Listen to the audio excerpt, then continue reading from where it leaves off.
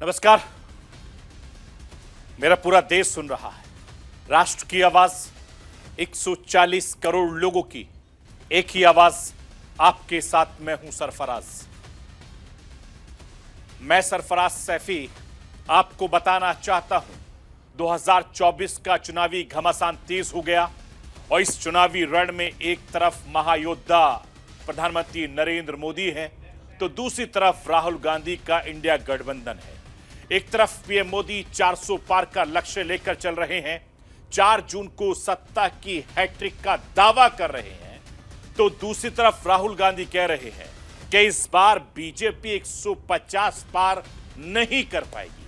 किसके वादे किसके दावे में ये दम है, ये 4 जून के बाद तस्वीर साफ हो जाएगी। लेकिन इतना जरूर है कि पिछले 10 साल की तरह इस बार भी चुनाव में मोदी ही मुद्दा है और मोदी का चुनावी फैक्टर।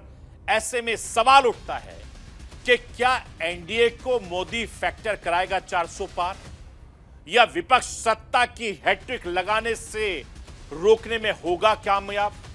यह आज आपको राष्ट्र की आवाज के जरिए बताने, दिखाने, समझाने की कोशिश करूंगा। 10 साल बाद भी बीजेपी जब चुनाव में उतरी है तो बीजेपी के खिलाफ कोई एंटी इनकम्बेंसी नजर नहीं आ रही है। यह बीजेपी के नेताओं का दावा है।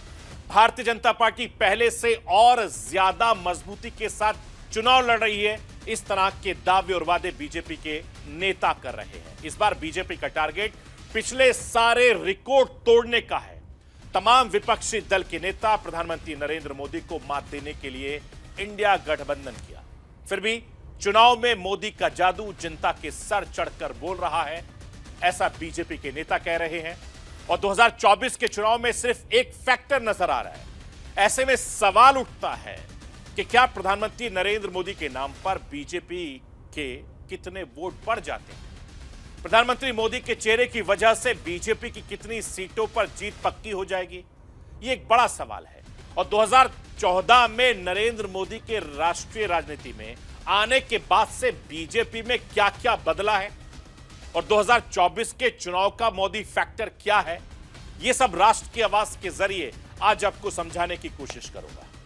जब से राष्ट्रीय राजनीति में पीएम मोदी ने कदम रखा है तब से हर चुनाव में मोदी फैक्टर हावी रहा है। 2014 के बाद से बीजेपी की चुनाव जीतने की मशीन होने की छवि लगातार मजबूत हो रही है और आंकड़े ये बताते हैं कि नरेंद्र मोदी अपने दम पर बीजेपी को करोड़ों वोट दिला रहे हैं। 2014 से नरेंद्र मोदी फैक्टर बीजेपी को चुनावी जीत पर बहुत बड़ा असर पड़ा है। क्या मोदी लहर को रोकना आसान होगा? पीएम मोदी अपने दम पर बीजेपी को कितने वोट और कितने सीटें दिलाते हैं, आज आपको राष्ट्र की आवाज के जरिए यह भी बताने की कोशिश करूंगा। मैं अपने हिंदुस्तान के कोने कोने की आवाज को दिल्ली तक पहुंचाता हूं, दिल्ली की आवाज को देश दुनिया के कोने कोने तक पहुंचाता हूं। नेताओं की आवाज को मैं आम लोगों तक पहुंचाता हूं, आम लोगों की आवाज को मैं अपने देश के हुक्मरानों तक पहुंचाता हूं। आपकी आवाज से मिलती है मेरी आवाज और बन जाती है राष्ट्र की आवाज।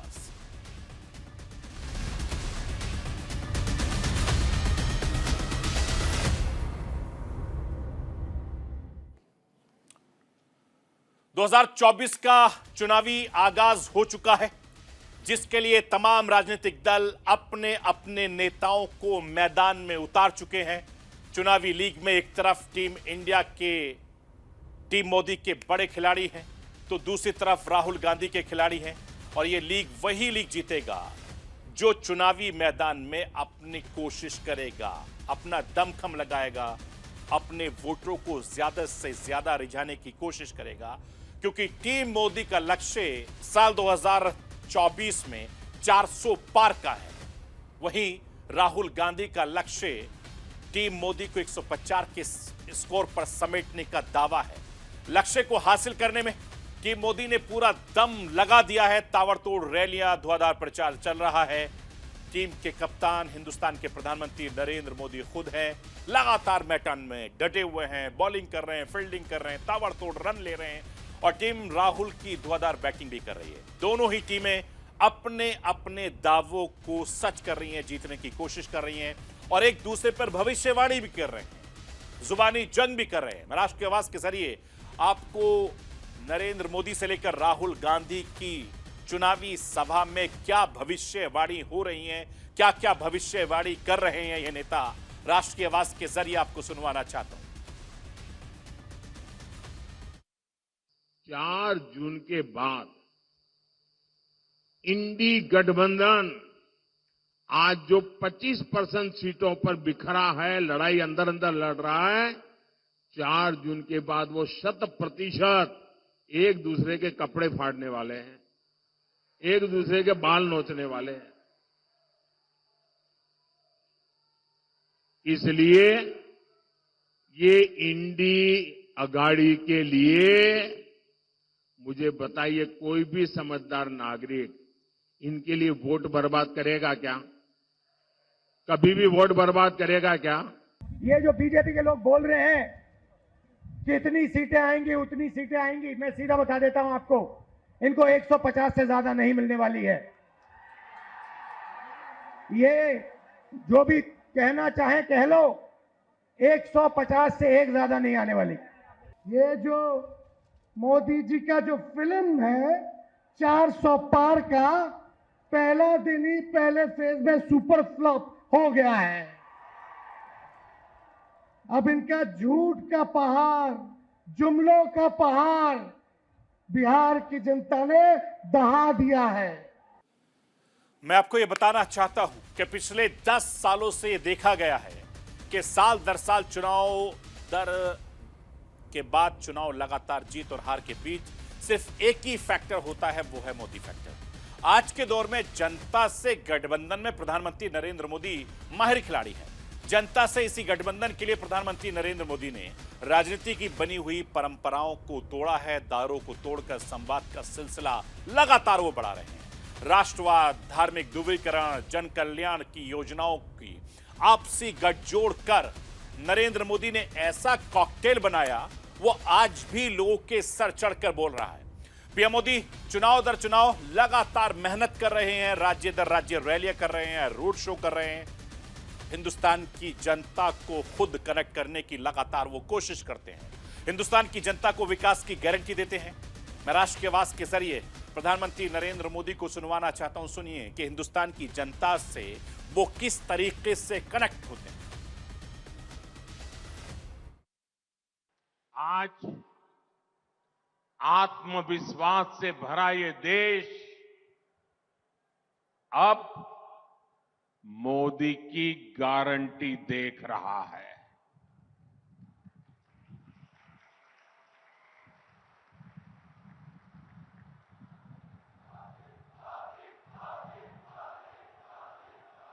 साथियों, गारंटी देने के लिए बहुत हिम्मत लगती है। गारंटी ऐसे नहीं दी जाती है।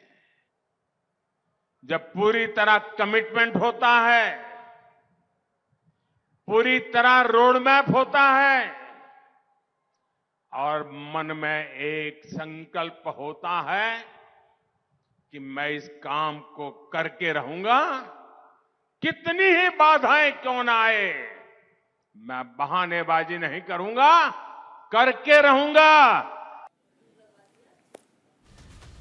मैं आपको यह बताना चाहता हूं कि बीजेपी की जीत में मोदी फैक्टर का क्या रोल है। मोदी फैक्टर बीजेपी को कितना वोट दिलाता है। नरेंद्र मोदी की राष्ट्रीय राजनीति में कदम रखने के बाद से बीजेपी की किस्मत कैसे बदली, इसे समझने से पहले भारत के मतदाताओं की उस नब्ज को समझना होगा जिसे प्रधानमंत्री नरेंद्र मोदी ने पकड़ के रखा हुआ है। 2024 के चुनाव में प्रधानमंत्री नरेंद्र मोदी लगातार राज्य दर राज्य दौरा कर रहे हैं, हर स्टेट में जा रहे हैं, हर जिले में जा रहे हैं। उत्तर से लेकर दक्षिण, पूर्व से लेकर पश्चिम तक रैलियां पर रैलियां कर रहे हैं, रोड शो कर रहे हैं। अपनी रैलियों में हजारों लोगों के सामने प्रधानमंत्री नरेंद्र मोदी डंके की चोट पर कहते हैं और अपना वायदा पूरा करके भी दिखाते हैं। अब सामने एक नया इरादा है। पीएम मोदी भविष्य को लेकर क्या कुछ कह रहे हैं। उनकी प्लानिंग 2024 की नहीं बल्कि 2047 तक की है। 2047 तक को लेकर, हिंदुस्तान के भविष्य को लेकर किस तरह की उनकी प्लानिंग है, खुद मोदी की जुबानी सुनिए। ये जो 10 साल में हुआ है ना, पहले वालों से बहुत ज्यादा हुआ है। हर कोई मानता है, लेकिन मोदी नहीं मानता है। मोदी तो कहता है ये 10 साल में जो विकास हुआ है ना, वो तो सिर्फ ट्रेलर है, ट्रेलर। अभी तो बहुत कुछ करना है। अभी तो हमें देश को बहुत आगे लेकर जाना है।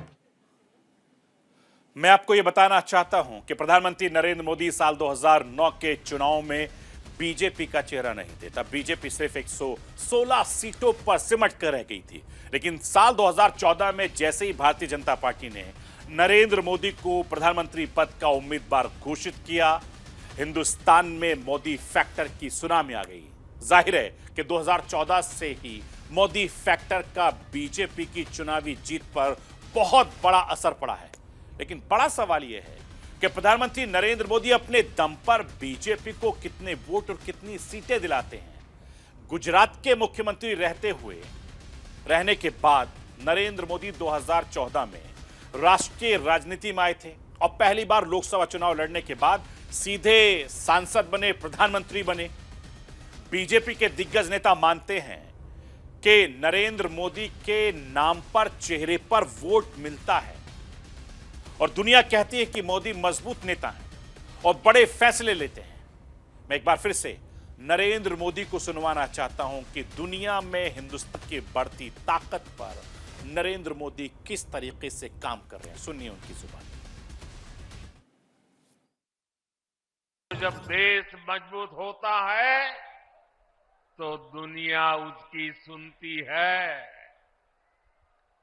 आप मुझे बताइए, दुनिया में भारत का डंका बज रहा है कि नहीं बज रहा है? चारों तरफ डंका बज रहा है कि नहीं बज रहा है? दुनिया के हर कोने में डंका बज रहा है कि नहीं बज रहा है? मैं आपको यह भी बताना चाहता हूं, और यह बात किसी से छिपी हुई नहीं है, कि प्रधानमंत्री नरेंद्र मोदी की छवि मजबूत और निर्णायक नेता की रही है। मुश्किल फैसले लेने में प्रधानमंत्री नरेंद्र मोदी कभी पीछे नहीं रहते। प्रधानमंत्री नरेंद्र मोदी ने पिछले 10 सालों में कई ऐसे फैसले लिए हैं जिससे हिंदुस्तान में बनी परंपरा टूट गई। प्रधानमंत्री नरेंद्र मोदी ने पिछले 10 सालों में वो कर दिखाया जो दशकों से बाकी नेता नहीं कर सके। पीएम मोदी न सिर्फ जनता से कनेक्ट करने के माहिर खिलाड़ी हैं, बल्कि विपक्ष की हर वार को अपना सियासी हथियार बनाने में माहिर है। और आज की राजनीति में शायद ही ये दांव प्रधानमंत्री नरेंद्र मोदी से बेहतर कोई जानता होगा, क्योंकि उनका लंबा खिलाड़ी है, लंबा राजनीतिक सफर है, राजनीति के माहिर खिलाड़ी हैं नरेंद्र मोदी। विपक्ष के हर शब्द वाण को वो इसी तरीके से मोड़ देते हैं और उस वाण को अपने सियासी हथियार बना लेते हैं। पिछले 3 लोकसभा चुनाव से यह देखा गया है। जब भी विपक्ष पीएम मोदी पर शब्दों के वाण से प्रहार करने की कोशिश करता है, पीएम मोदी बहुत सटे हुए अंदाज में उनको उसी तरीके से वो जवाब देते हैं और उस जवाब से विपक्ष को ही घायल कर देते हैं। इस बार के चुनाव में भी ये लगातार देखने को मिल रहा है। पीएम मोदी पर आरजेडी अध्यक्ष लालू प्रसाद यादव ने शब्दों से निशाना साधा था, वार किया था, प्रहार किया था, लेकिन लालू यादव ने पीएम मोदी के परिवार पर ही सवाल उठाया तो पीएम मोदी ने पूरे देश को अपना परिवार बता दिया। फिर कांग्रेस सांसद राहुल गांधी ने जब शक्ति वाले बयान से पीएम मोदी को घेरने की कोशिश की तो पीएम मोदी ने इसे नारी शक्ति से जोड़ दिया। विपक्ष के हर वार को, हर हमले को इसी तरीके से वो अपना सियासी हथियार बनाकर उसी तरफ मोड़ देते हैं। मैं एक बार फिर से हिंदुस्तान के प्रधानमंत्री नरेंद्र मोदी को सुनवाना चाहता हूं। सुनिए कि वो किस तरीके से वार करते हैं।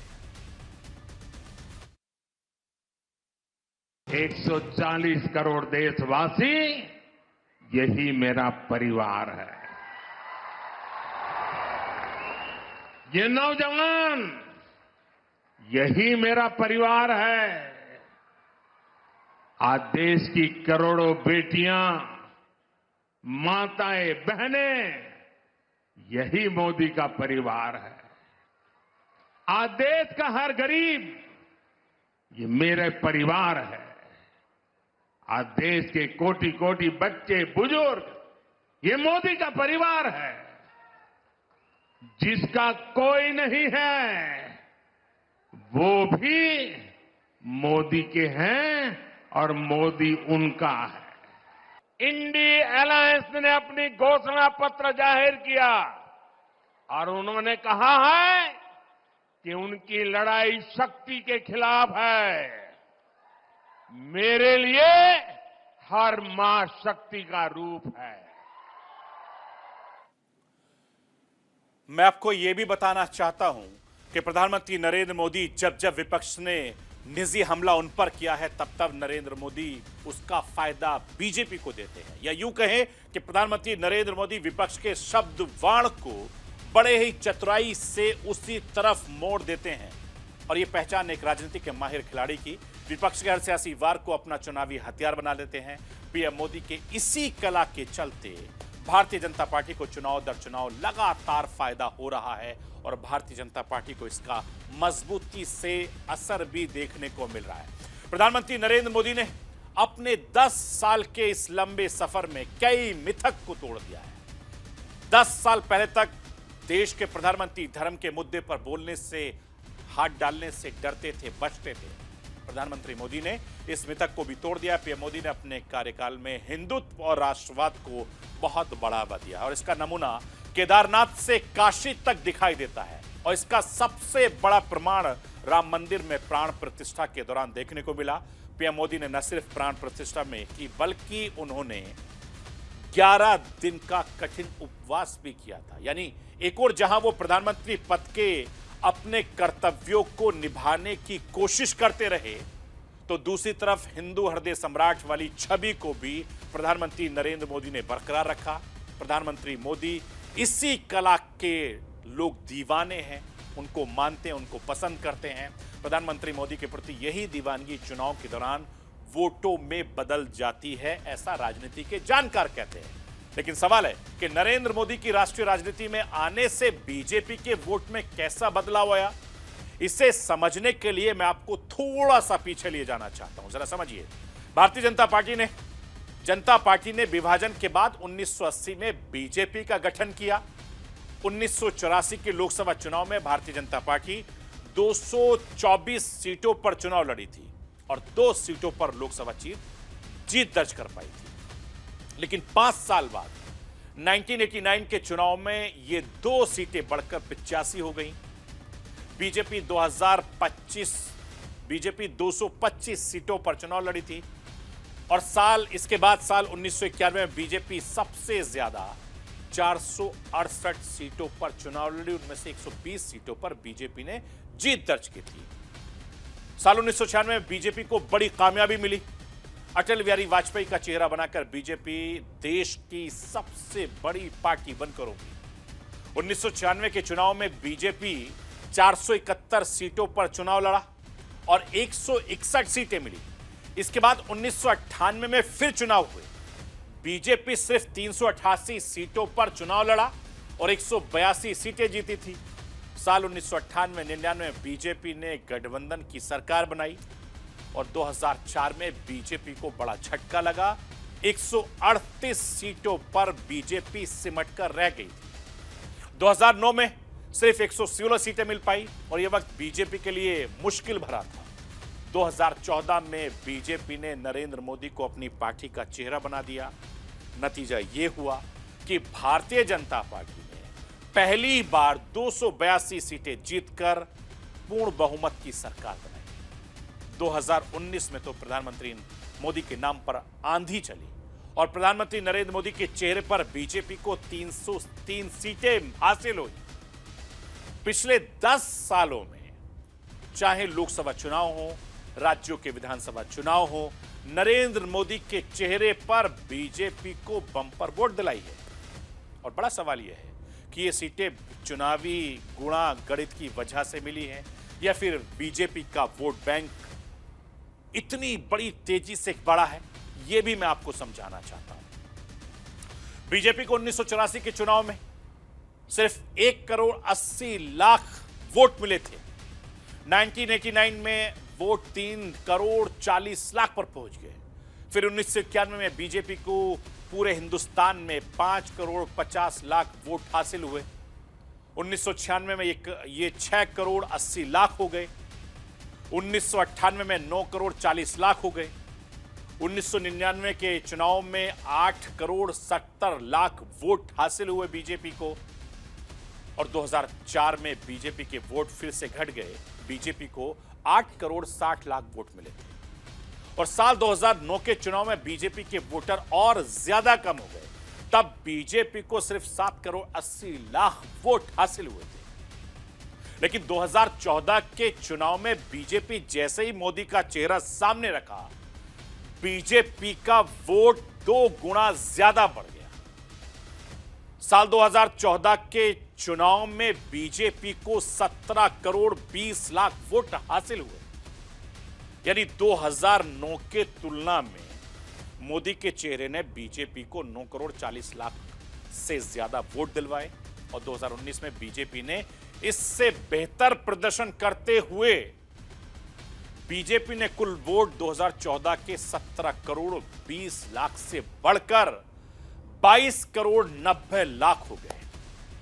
मैं आपको यह बताना चाहता हूं कि इस बार प्रधानमंत्री नरेंद्र मोदी ने अब तक का सबसे बड़ा टारगेट सेट किया है। बीजेपी को 370 पार, एनडीए को 400 पार का नारा दिया है। प्रधानमंत्री नरेंद्र मोदी को इतने बड़े करिश्मे की उम्मीद क्यों है? बीजेपी को इसकी वजह मोदी लहर लगती है।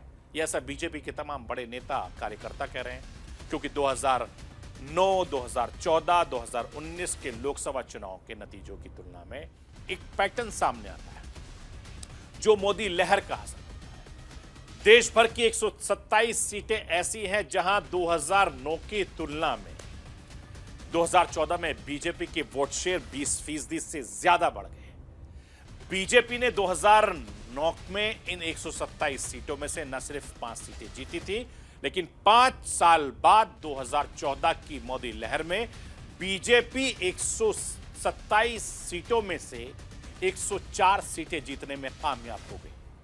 यानी प्रधानमंत्री नरेंद्र मोदी के चेहरे ने बीजेपी को न सिर्फ 99 नई सीटों पर जीत दर्ज करवाई, बल्कि इन सीटों पर बीजेपी का वोट शेयर भी 20% से ज्यादा बढ़ गया।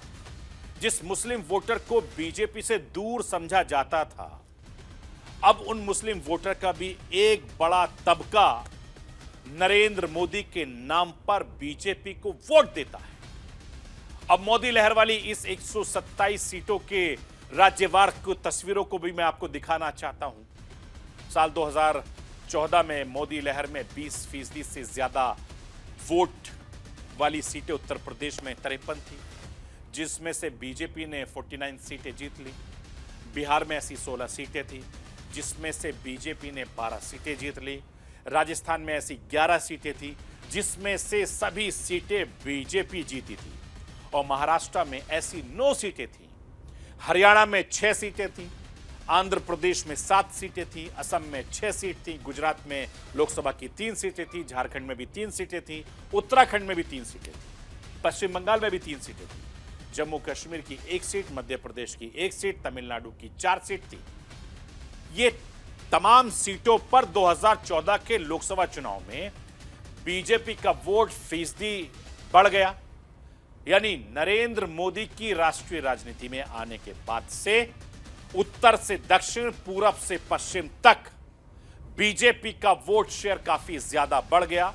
लेकिन इस बार बीजेपी वोट शेयर को लेकर सीटों के आंकड़े तक सारे रिकॉर्ड तोड़ना चाहती है। और इस बार बीजेपी का लक्ष्य काफी ज्यादा बड़ा है। इसलिए प्रधानमंत्री नरेंद्र मोदी 2024 के चुनाव में लगातार मेहनत कर रहे हैं और बार बार अब की बार 400 पार की बात वो कह रहे हैं, उनके नेता भी कह रहे हैं। लेकिन दिलचस्प यह है कि आने वाला वक्त बताएगा किसको कितना फायदा होगा और किसको कितना नुकसान होगा। तो ये थी राष्ट्र की आवाज। बाकी खबरों के लिए आप बने रहिए न्यूज इंडिया के साथ। सोमवार रात 9 बजे फिर होगी मुलाकात।